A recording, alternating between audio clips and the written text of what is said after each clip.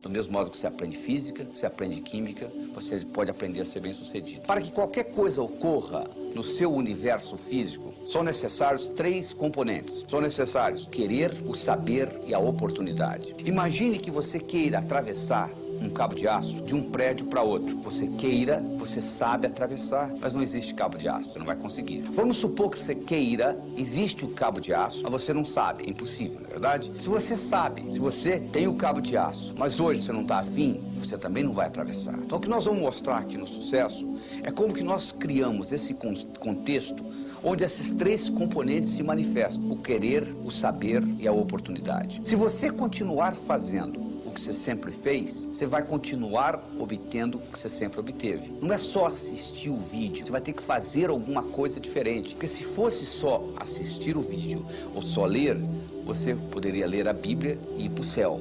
Não é bem assim, não é verdade? Então o que nós vamos exigir aqui é que você assista o vídeo. Você vai ter que assistir esse vídeo várias vezes, porque repetição é a mãe do aprendizado. Como é que você aprendeu a andar? Você levantou, caiu, levantou, caiu, até que um dia você andou, não é verdade? Você não aprendeu da noite por dia. Sucesso também, nós não conseguimos aprender da noite por dia. Você tem que estudar, você tem que ler, você tem que assistir esse vídeo várias vezes, para que isso seja incorporado na sua estrutura psicológica e faça parte de você, que você internalize, seja parte de você esse conhecimento que nós estamos passando aqui. Depois que houver uma internalização disto e você começar a aplicar, isso vai ficar automático para você. Então, do mesmo modo que escovar os dentes se tornou um hábito para você, sucesso pode se tornar um hábito, mas para se criar um hábito é necessário que pelo menos passe pelo seu cérebro aquele tipo de pensamento 21 vezes. O passado já passou e o futuro ainda não chegou. Então só existe o aqui e agora. Existem pessoas que se escondem no passado. Eu sou assim porque o meu pai fez isso, porque a mãe fez isso, porque a minha infância foi assim. A sua infância já passou. Não tem nada que você possa fazer a respeito. E não adianta você se preocupar com o futuro, porque o futuro ainda não chegou. Se você anotar todas as preocupações que você tem, mais de 99% daquilo que você se preocupa não vai acontecer nunca. Então você está perdendo tempo se preocupando com isso. Não é verdade? Então é isso que está aí, certo? Assista o vídeo, faça os exercícios, repita várias vezes e eu tenho certeza que a sua vida não será a mesma. Se você comprar um aparelho eletrônico numa loja, ele vem com um manual, onde que liga, onde que desliga, como que regula, não é verdade? Você recebeu isso aqui, que é a coisa mais sofisticada que existe no planeta. Chama-se cérebro.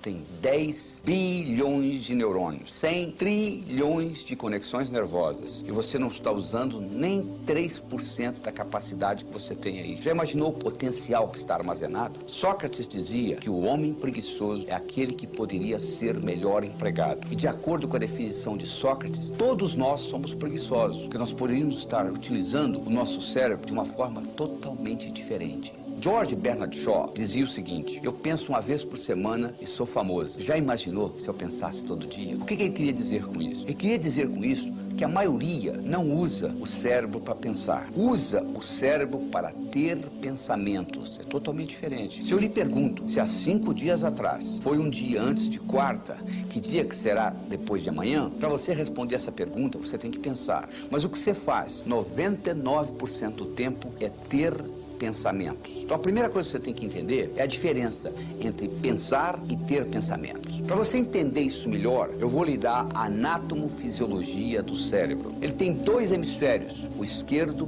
e o direito. O esquerdo armazena a razão, o direito armazena a emoção. Esses hemisférios, eles têm funções distintas. O esquerdo é digital, o direito é analógico. O esquerdo é analítico, o direito é sintético. O esquerdo pensa em preto e branco, o direito pensa em colorido. O esquerdo é detalhista, o direito é global. Você, por exemplo, tem um indivíduo que é muito cérebro esquerdo. Ele se preocupa com detalhe, mas ele não vê o todo. Ele consegue ver a árvore muito bem, mas ele não consegue ver a floresta. O indivíduo que é cérebro direito, predominantemente, ele já faz o contrário. Ele consegue ver o todo, mas ele não consegue ver o detalhe. Ele consegue ver a floresta, mas ele não consegue ver a árvore. Então o que nós estamos fazendo aqui? Nós temos que fazer um equilíbrio entre o cérebro esquerdo e o direito, entre a razão e a emoção. Todas as vezes que houver uma incongruência, uma discrepância entre o cérebro esquerdo e o cérebro direito, você paga um preço. Se você disser assim, cérebro esquerdo, eu vou roubar um banco,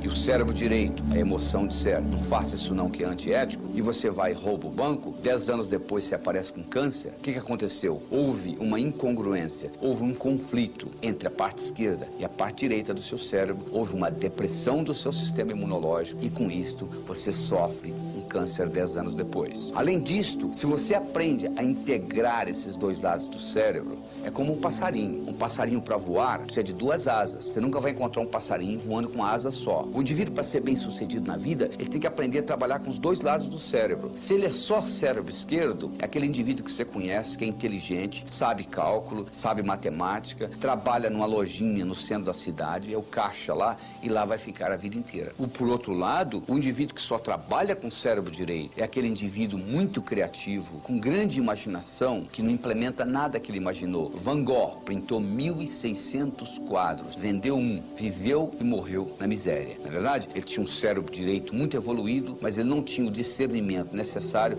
para vender os quadros e ter uma boa vida. Do mesmo modo, para nós podermos assimilar o conhecimento, se nós assimilamos com os dois lados do cérebro, faz uma diferença muito grande. Tudo aquilo que você aprendeu só com um lado do cérebro, você esquece. Se você fizesse aquela prova que você fez para passar no vestibular, ou para entrar no colegial, ou aquela prova de ginásio que você tirou 10, se você fizesse aquela prova novamente hoje, você não tiraria a mesma nota, não é verdade? Mas se você sabe nadar, tem 10 anos que você não nada, se você entrar na piscina, você nada. Se você sabe andar de bicicleta, e tem 10 anos que você não anda de bicicleta, se você montar numa, você anda, não é verdade? Por quê?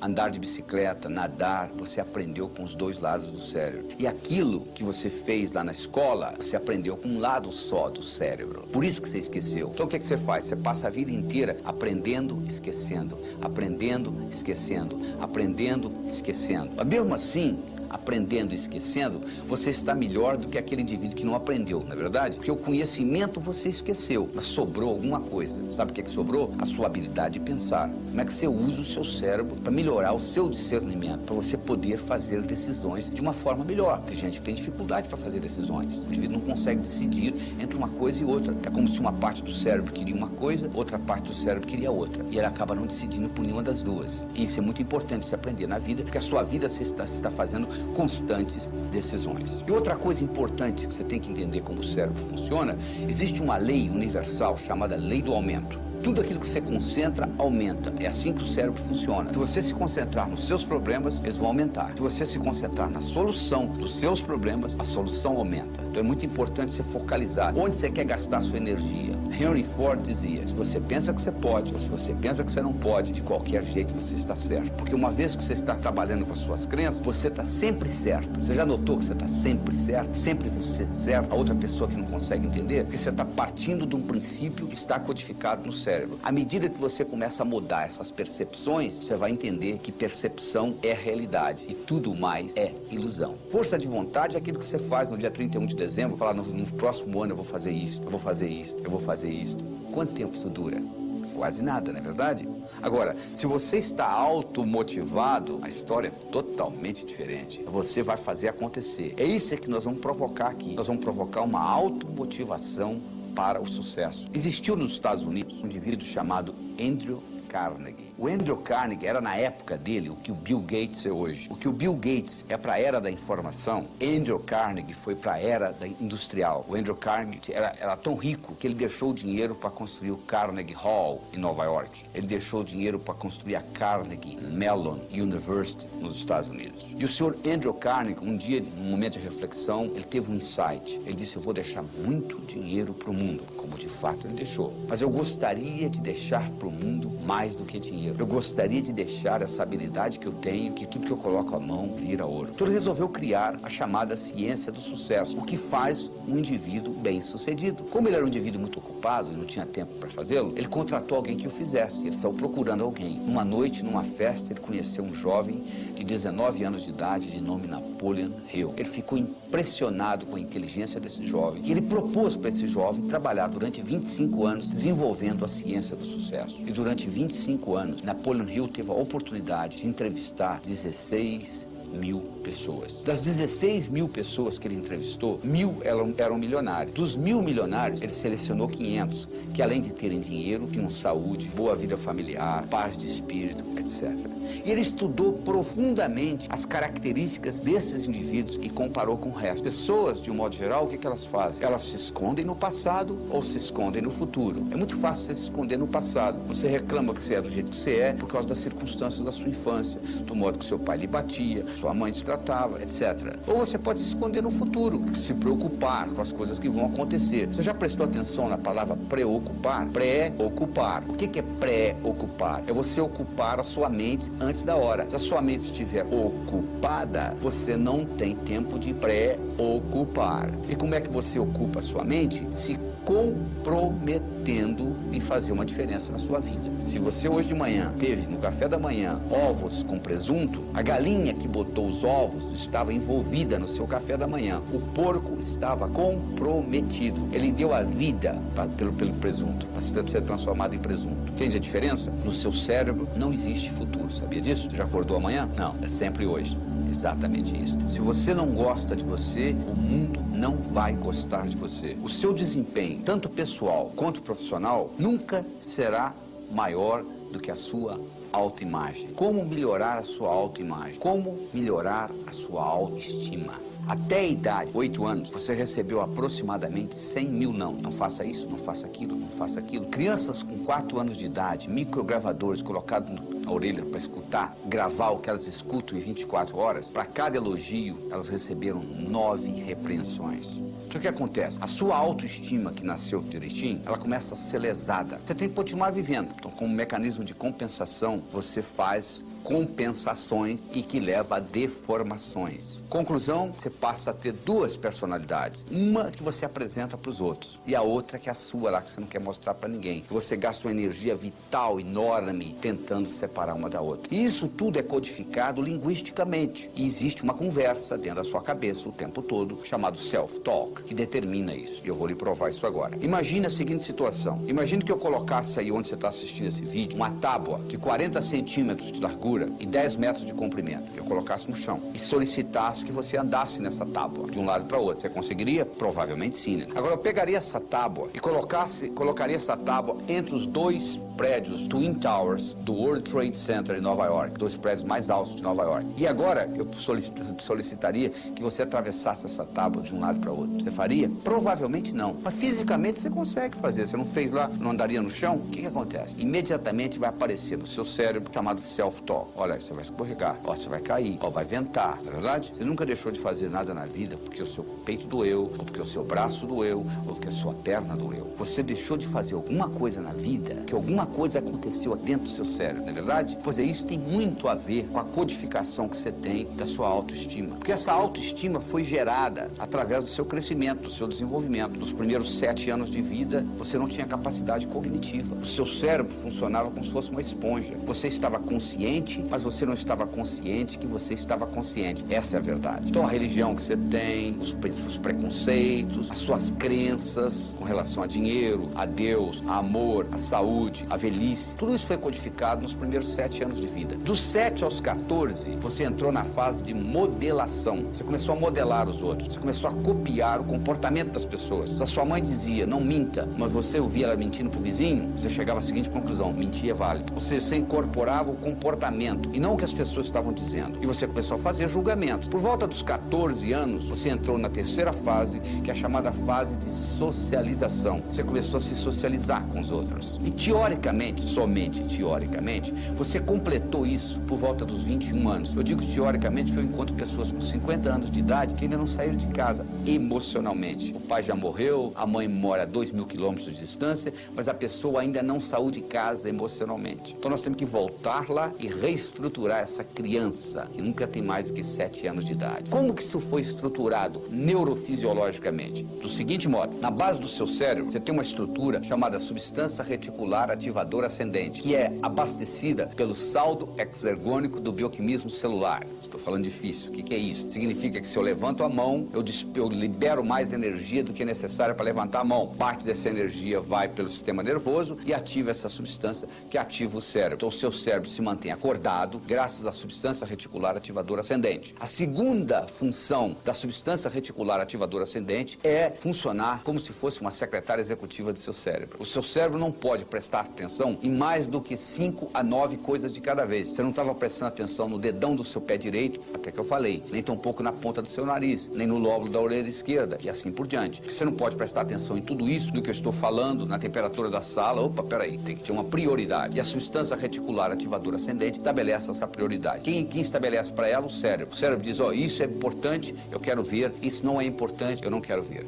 Então as suas crenças foram codificadas e o cérebro diz para a substância reticular, é isso aí. Então imagina uma menina com 12 anos de idade abusada sexualmente. Ela chega à seguinte conclusão, homem não presta. O cérebro dela diz para a substância reticular, então se você encontrar um homem que não presta, eu quero saber. Quando você encontrar um que não presta, eu não quero ver. E daí para frente, o que é que ela vai encontrar na vida? Homens que não prestam. Então com isso se perpetua. E você então passa a ter a sua vivência de acordo com as suas crenças, de acordo com a sua autoestima. Tá entendendo como a coisa funciona? Se você quiser mudar a sua vida, você tem que começar mudando a sua autoestima, mudando a sua percepção, você muda a sua realidade. Coisas são óbvias, não é verdade? Mas o óbvio só é óbvio para a mente preparada. Então nós temos que preparar essa mente. E como que nós preparamos? Mudando essa janela, mudando a sua percepção. Sabe como é que eles treinam o elefante? Eles pegam uma corda, amarram no elefante, amarram numa árvore. Ele tenta sair, não consegue. Tenta sair, não consegue. Ele desiste. Isso quando ele é bebê. Aí ele cresce pensando que ele está amarrado numa árvore. Quando ele já é adulto, o palhaço amarra uma corda nele, amarra na perna do tamborete, da cadeira lá. Ele continua pensando que está amarrado numa árvore. Nós podemos fazer a mesma coisa com pulgas.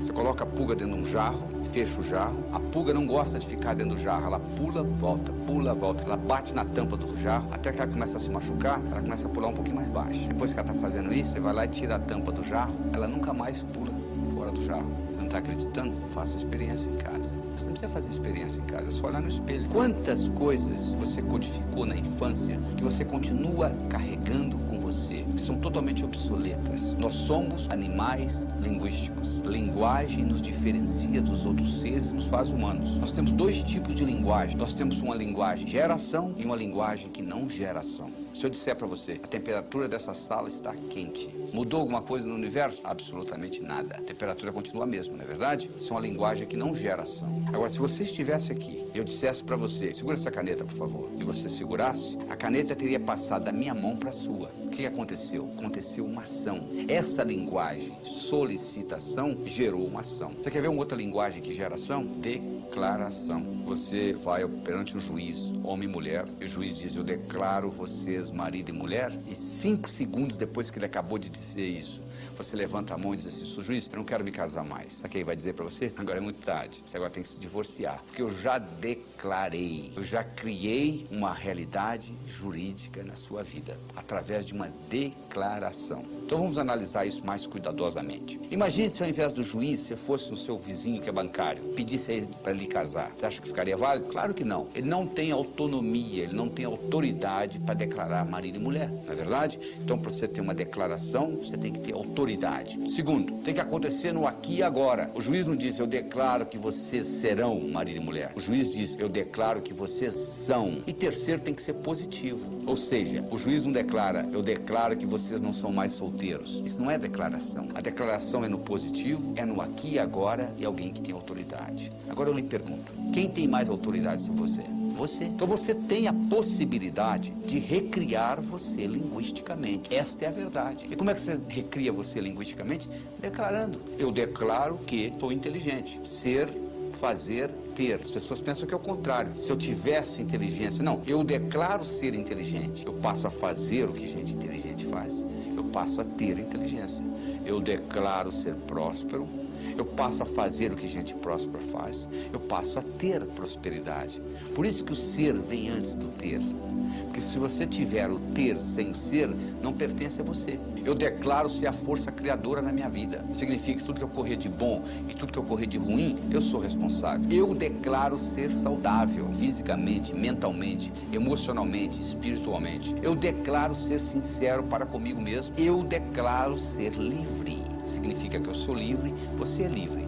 Eu tenho direito de pensar o que eu quiser, você tem o direito de pensar o que você quiser. Então, à medida que você vai fazendo isso, você vai mudando a cibernética do seu cérebro. Nós também temos os nossos termostatos. Você tem um termostato para dinheiro, tá? Como se tivesse escrito em letra invisível na sua testa quanto que você vale por ano, é isso que você está ganhando. Tem um termostato para saúde, você tem um termostato para relacionamentos, e você pode modificar esse termostato através da linguagem e através da visualização. Se você visualiza e sabe visualizar com nitidez, se você sabe visualizar a cores, isso tem um impacto enorme nesse termostato. Deixa eu contar para você uma história com relação a termostato. Era uma vez um indivíduo que era o melhor corretor de imóveis que você poderia encontrar. Ele só ganhava $30 mil por ano. Nos Estados Unidos isso não é muita coisa. Um dia ele foi hipnotizado. Durante a sessão hipnótica descobriu-se que quando ele tinha 7 anos de idade o pai dele tinha morrido e a companhia para a qual o pai trabalhava tinha dado uma cerimônia e tinha convidado dele e a mãe, tinha havido um discurso quanto o pai dele tinha sido honesto, trabalhador, dedicado, etc, etc, etc,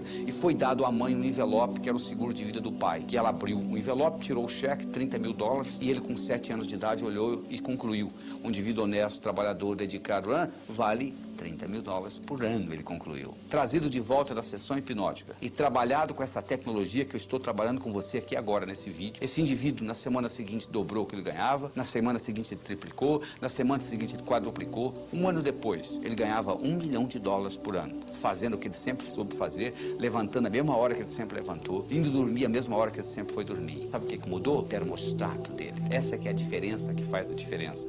É essa mudança de termostato. Isso é que é importante, essa mudança. William James foi que é considerado o pai da psicologia moderna. Ele foi um filósofo, um psicólogo, professor da Universidade de Harvard. Ele tem uma frase famosa que é a seguinte: o passarinho não canta porque está feliz, ele está feliz porque canta.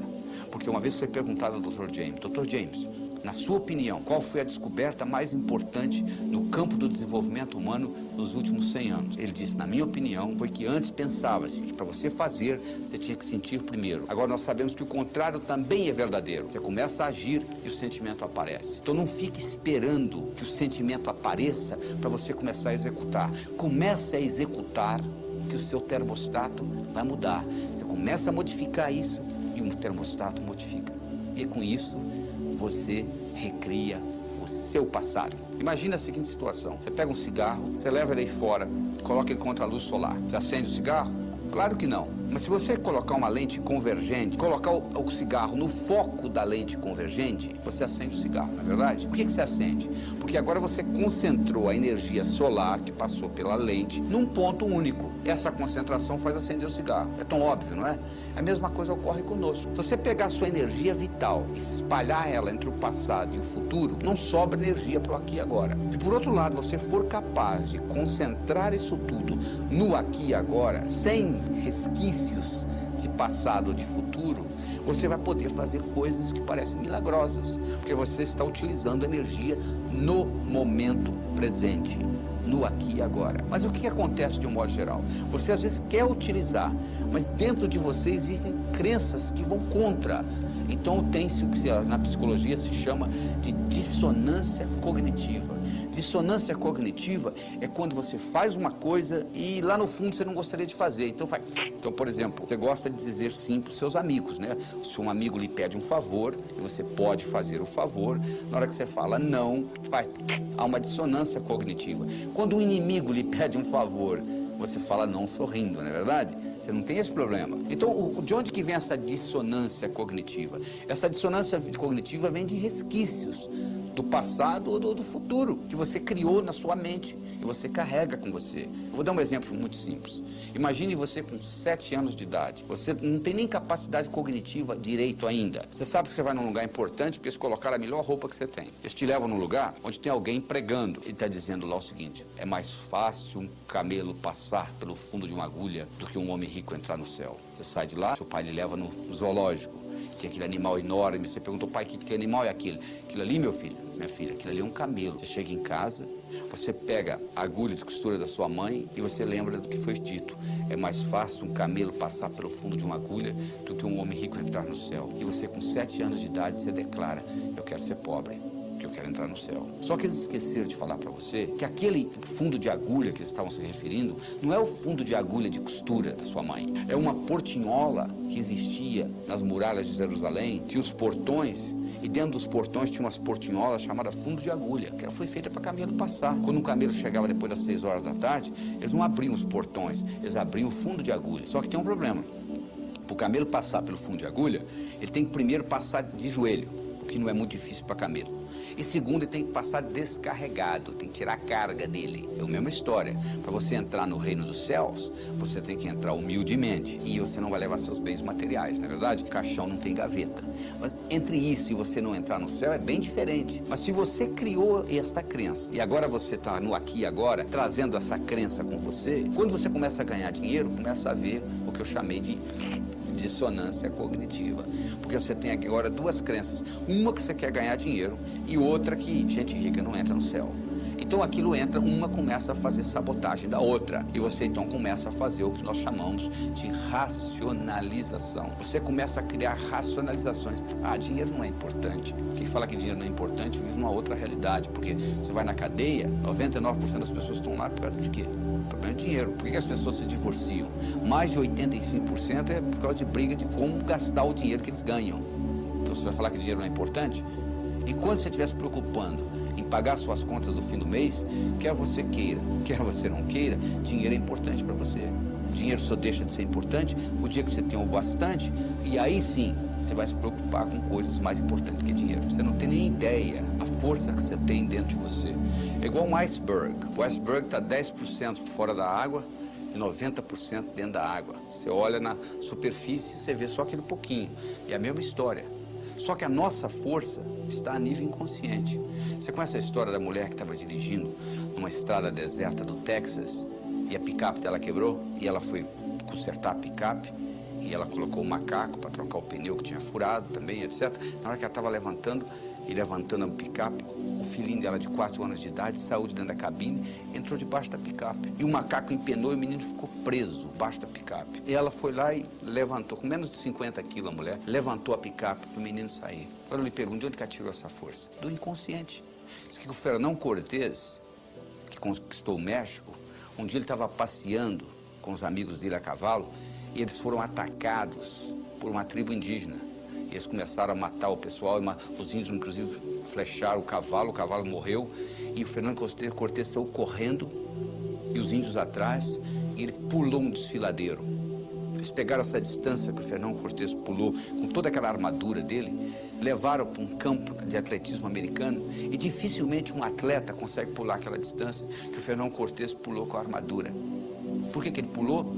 Porque ele estava motivado, ou ele pulava ou ele morria. De onde que ele tirou essa força? Ele tirou essa força do inconsciente. Então você tem que aprender a usar esse tipo de força. Você tem que acertar por dentro para depois acertar por fora. Quando você está certo, o mundo está certo. Não tem nada errado com o mundo. O mundo, o universo, é um lugar paradoxal, potencialmente abundante, feito para todo mundo ganhar. Se eu me mudasse dessa cidade, eu resolveria o meu problema. Sabe por que você não resolve o seu problema? Porque quando você muda, você leva você com você. Esse é o problema. Se você pudesse deixar você lá, seria diferente. Mas como você leva você com você, é o que acontece. Então o que você tem que fazer na realidade não é o que São Tomé dizia. São Tomé dizia o seguinte: eu tenho que ver para crer. O nosso trabalho aqui é exatamente o contrário. Você tem que crer para ver. Porque se você tiver que ver para crer, você vai estar sempre comendo poeira de alguém. As grandes descobertas, as grandes invenções do mundo ocorreram exatamente o contrário. Pessoas que acreditaram e manifestaram. Então você tem que mudar esse paradigma. Você tem que fazer uma mudança no seu pensamento. Você tem que passar a acreditar, porque você só vai ver aquilo que você acredita. Então, para você mudar isso e passar a acreditar em coisas que você não acreditava antes, você tem que mudar o seu modo de pensar. Você tem que começar a excluir coisas da sua vida. E você tem que começar a incluir novas coisas. Porque se você não excluir, não tem lugar para incluir, com essa história do... Então, o indivíduo às vezes anda com a mente transbordando de conhecimentos inúteis, que você deve excluir.